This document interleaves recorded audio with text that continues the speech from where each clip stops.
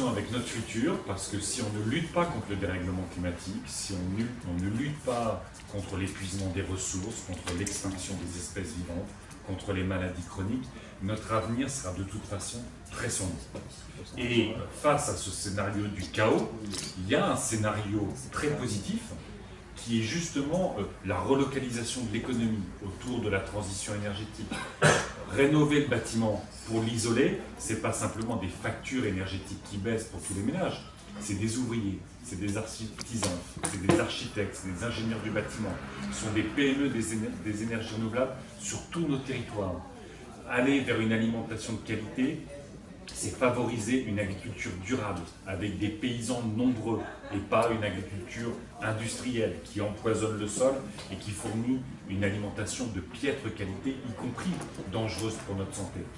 Donc c'est le meilleur des projets pour une France qui est plutôt très déprimée, qui subit les alertes ou les pulsions de haine et de rejet. C'est nous, au contraire, aller vers une société ouverte qui retrouve. Les écologistes veulent en permanence que toutes celles et tous ceux qui se sentent concernés par l'écologie politique puissent participer à cette désignation. Donc ça donne une primaire ouverte qui décidera du meilleur candidat ou de la meilleure candidate à partir du 7 novembre.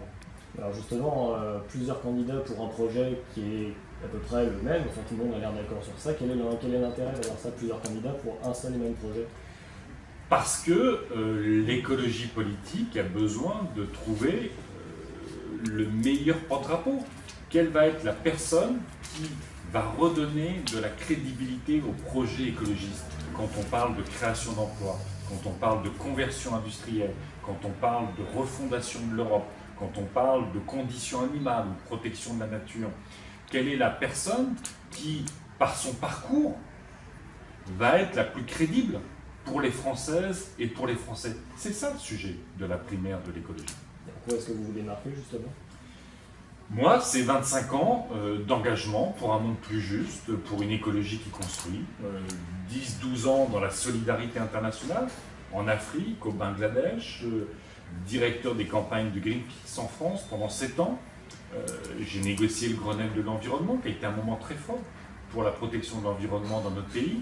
J'ai participé à la fondation d'Europe Écologie, avec Danny Cohn-Bendit, José Bové, Eva Joly et beaucoup d'autres. Donc c'est ce parcours-là que je propose au vote des militants. Justement, une écologie qui construit, une écologie peut-être moins marquée par une image politicienne, par des zigzags tactiques ces dernières années, et qui justement peut peut-être, avec le retrait de Nicolas Hulot, malheureusement, gagner par sa sincérité, par sa crédibilité, par ses convictions, et pas le renouvellement. Gratuite, parce qu'ils vont commencer l'extraction du gypse. Voilà. Madame est très intéressée par ça. Là, il faut là, madame, vous avez fait une touche là. Là, vous allez faire une touche là. Non, mais je fais partie de la zone sur la dose assainissement. Et du côté, il y a 4 municipalités qui n'envoient plus leurs représentants parce qu'il y a aucun ordre. Et on a tous les chiffres pour l'eau, pour l'air et tout au rouge finalement enseignement. Sur la zone. La situation. Il n'y a pas de danger, c'est pas grave. C'est ça qui n'est pas normal.